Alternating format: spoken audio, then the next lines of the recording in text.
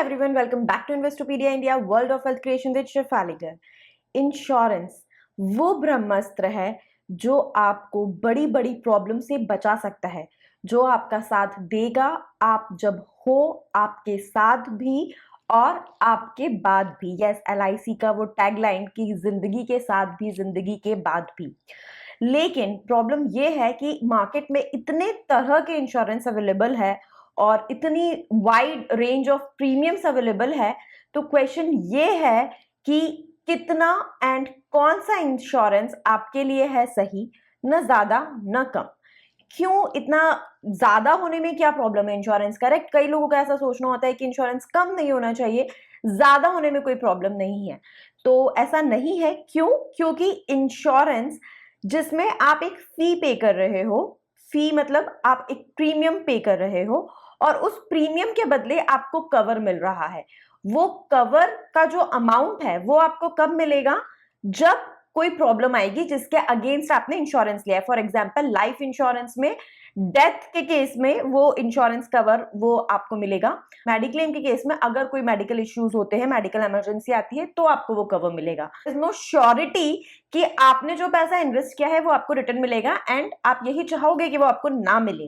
तो इसलिए extra premium पे करना अपनी फाइनेंशियल हेल्थ को खराब करना है, अपनी फाइनेंशियल प्लानिंग को खराब करना है। अगर आप एक्स्ट्रा इंश्योरेंस ले रहे हो, एक्स्ट्रा प्रीमियम पे कर रहे हो, at the same time come insurance लेना क्यों खराब है, क्यों प्रॉब्लमेटिक हो सकता है?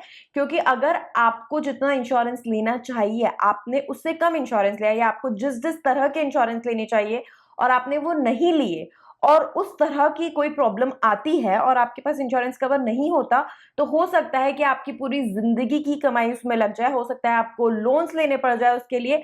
ये आपकी फाइनेंशियल प्लानिंग को पूरी तरह से डिस्ट्रॉय कर सकता है। तो इसलिए इंश्योरेंस रियली वो ब्रह्मास्त्र है जो आपके पास होना बहुत जरूरी है, लेकिन उसका ज्यादा और कम दोनों ही नुकसानदायक है। तो आज के अपने इस वीडियो में हम बात करेंगे आपकी एज, आपकी फाइनेंशियल हेल्थ के हिसाब से, मतलब कौन कौन से इंश्योरेंस आपको लेने चाहिए और उसका कितना कवर आपको लेना चाहिए। तो बेसिकली सभी लोगों को कवर करने के लिए क्या किया है मैंने, 6 कैटेगरी के लोग, 6 age group and 6 different conditions के लोगों का एग्जाम्पल लिया है और उसके बेसिस पे बताया है कि उन्हें कौन कौन सा इंश्योरेंस लेना चाहिए। तो आप उसके हिसाब से एनालाइज कर सकते हैं कि आपके लिए कौन सा इंश्योरेंस सही है। अगर आपको कोई डाउट या क्वेरी आती है, आप नीचे कमेंट करके मुझसे पूछ सकते हैं। और ये वीडियो स्टार्ट करने से पहले मेरी आपसे 2 छोटी रिक्वेस्ट है। अगर आपने चैनल अभी तक सब्सक्राइब नहीं किया है तो प्लीज नीचे subscribe and bell button press करके इसे सब्सक्राइब कीजिए। और अगर आपको वीडियो अच्छी लगती है प्लीज इसे लाइक कीजिए, शेयर कीजिए। अगर वीडियो देखने के बाद भी आपको कुछ क्वेश्चंस रह जाते हैं या आप चाहते हो कि हम आपकी हेल्प करें आपका इंश्योरेंस चूज करने में, या आपकी फाइनेंशियल प्लानिंग में, या आपके इन्वेस्टमेंट्स में, तो आप डेफिनेटली हमें कांटेक्ट कर सकते हैं 9821611667 पे कॉल करके या व्हाट्सएप करके, या आप हमें मेल कर सकते हैं investopedia.india0@gmail.com पे।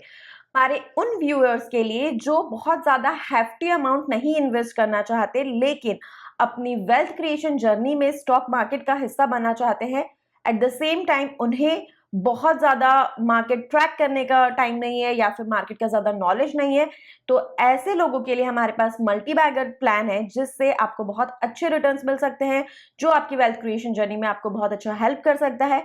मल्टी बैगर प्लान की परफॉर्मेंस आपकी स्क्रीन पर है।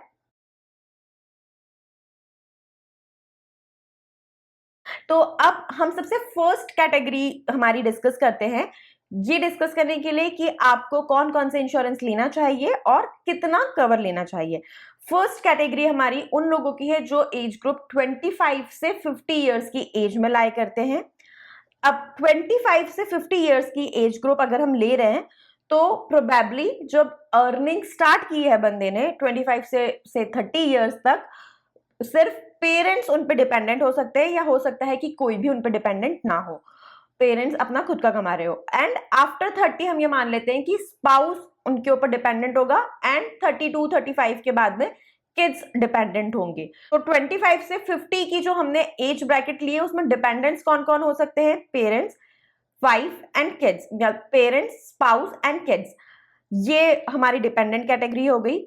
जॉब, हमने जो अभी एग्जाम्पल लिया है उसमें individual is into a job, job में क्योंकि वो है तो उन्हें मोस्ट प्रोबेबली कॉर्पोरेट की तरफ से हेल्थ इंश्योरेंस मिला हुआ होगा, हम ये अपने एग्जाम्पल में मान के चल रहे हैं। नाउ इस कैटेगरी में आपको कौन कौन से इंश्योरेंस लेना चाहिए, तो सबसे फर्स्ट एंड फॉरमोस्ट एक मैं आपको पॉइंट बोल दूं कि कभी भी आपको इंश्योरेंस कम इन्वेस्टमेंट प्लान नहीं लेना चाहिए।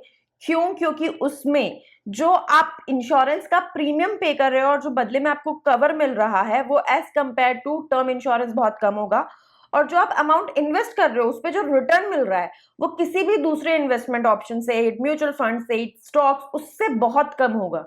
अगर आप चाहते हैं इस पे एक डिटेल्ड वीडियो में बनाऊं तो नीचे कमेंट करके मुझे बताइएगा, but strictly investment cum insurance plan should be a strict no no. तो आपको कौन कौन सा इंश्योरेंस लेना है? आप फर्स्ट इंश्योरेंस लोगे अपना term insurance. Term insurance is a life insurance जिसमें कुछ मिसहैपनिंग होती है, डेथ हो जाती है तो क्लेम मिलता है डिपेंडेंट्स को, आप जिसे नॉमिनी बना रहे हो। कवर आप कैसे डिसाइड करोगे कि आपको कितना लेना है?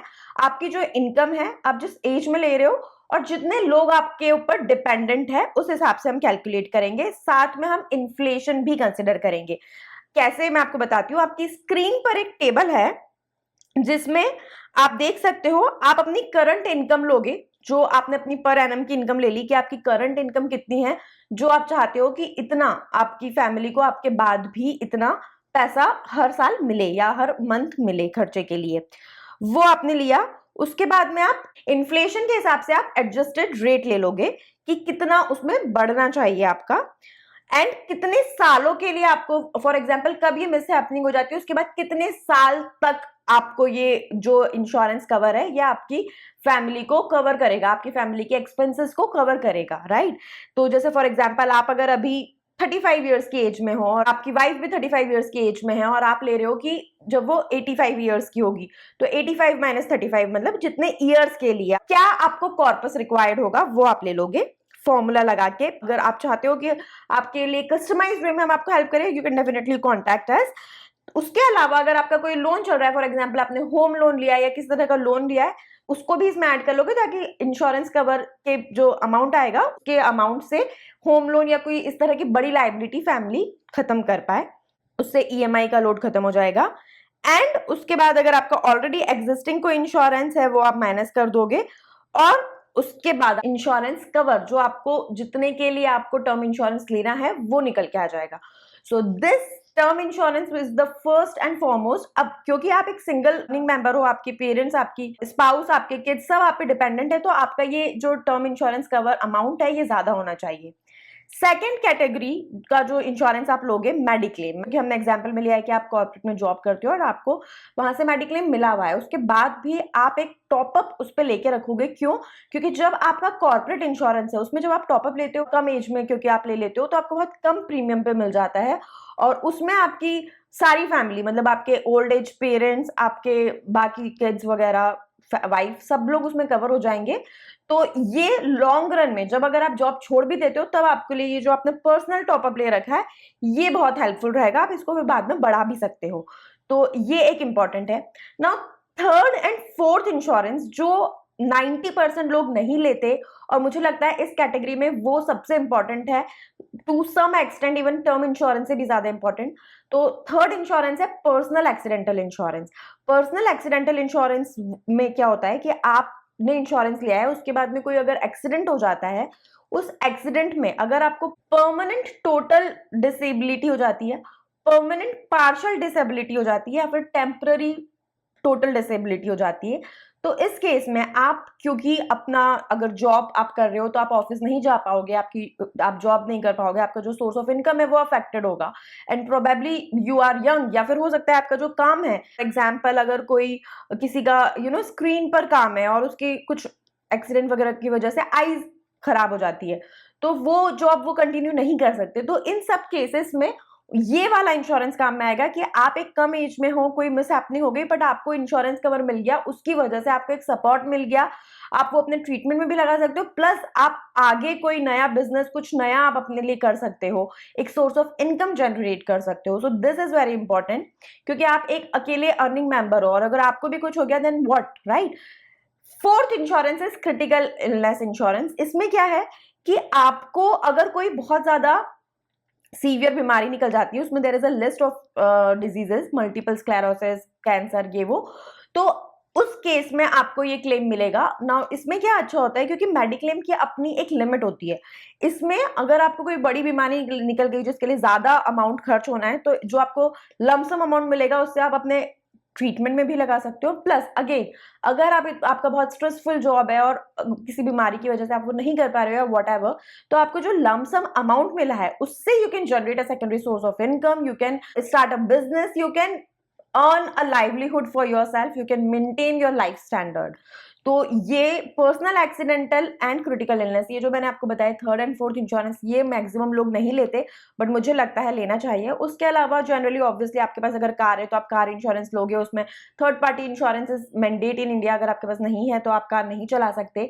अगर आप ट्रैवल कर रहे हो स्पेशली आउटसाइड इंडिया, तो आपको ट्रैवल इंश्योरेंस जरूर लेना चाहिए। अगर आप बाहर पढ़ने जा रहे हो या फिर अपने बच्चों को बाहर पढ़ने भेज रहे हैं, मोस्ट ऑफ द यूनिवर्सिटीज में मैंडेट होता है। अगर नहीं भी है तब भी आपको इंश्योरेंस, ओवरसीज इंश्योरेंस ले लेना चाहिए।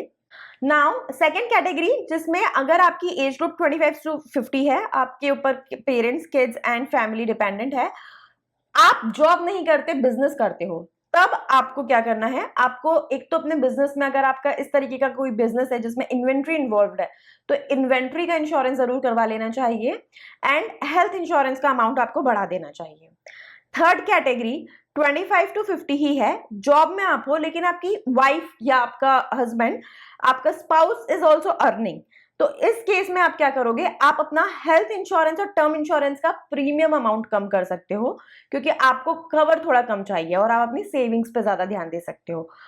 अगर आप बिजनेस कर रहे हो और आपके स्पाउस भी अर्निंग है, आप वही 25 to 50 वाली कैटेगरी में लाई कर रहे हो, तब आप ये कर सकते हो कि आप अपना जो इन्वेंट्री कवर है वो आपको ऐड करना है, और इस केस में आप अपना हेल्थ इंश्योरेंस एडिक्वेट रखिए, टर्म इंश्योरेंस आप इसमें थोड़ा अपना कम कर सकते हैं, because spouse is also earning, तो डिपेंडेंस आपके ऊपर कम हो गए। Now coming on to the fifth category, अगर आप 50 to 60 के एज ग्रुप में हो, वेयर इन आपके स्पाउस आपके ऊपर डिपेंडेंट है और आपके kids are in a state की या तो जॉब जस्ट स्टार्ट किया है या अभी पढ़ रहे हैं, बस स्टार्ट करने वाले हैं जॉब, क्योंकि आप 50 इयर्स क्रॉस कर चुके हो तो आपके पास एक अच्छा अपना इन्वेस्टमेंट अमाउंट भी होगा। तो इस केस में आप सिर्फ अपना life insurance, health insurance and बाकी जो कार इंश्योरेंस वगैरह है वो कंटिन्यू कर सकते हो, बाकी इंश्योरेंसेस आप हटा सकते हो। Coming on to the last category wherein you are above अबव 60 इयर्स, इसमें आपके ऊपर ज्यादा से ज्यादा आपके स्पाउस डिपेंडेंट होंगे और कोई डिपेंडेंट नहीं होगा।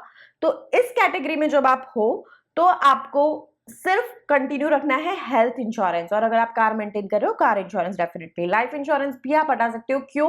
क्योंकि आपके और आपके स्पाउस के रिटायरमेंट प्लानिंग के लिए, खर्चे के लिए आपने ऑलरेडी इन्वेस्टमेंट्स करके रखे हुए होंगे, तो इस केस में आपको कोई भी इंश्योरेंस की जरूरत नहीं है। अगर आपको ऐसा लगता है कि आपका रिटायरमेंट प्लानिंग फंड इतना अच्छा नहीं है, रिटायरमेंट कॉर्पस इतना अच्छा नहीं है और आपके स्पाउस को जरूरत हो सकती है पैसों की, तो आप लाइफ इंश्योरेंस कंटिन्यू रख सकते हैं, बट उसका अमाउंट बहुत कम कर सकते हैं, क्योंकि आप जितना ज्यादा एज में जाएंगे उसका आपका प्रीमियम बहुत ज्यादा बढ़ जाएगा, तो देयर इज नो पॉइंट कि आप उतना खर्चा कंटिन्यू रखो। आई होप इन केसेस से आपको अपनी खुद की सिचुएशन क्लियर हुई होगी। आई होप आपको ये वीडियो अच्छा लगा। अगर ऐसा है प्लीज लाइक कीजिए, शेयर कीजिए, अगर कुछ कमी रह गई तो वो नीचे कॉमेंट करके बताइए। Thank you so much.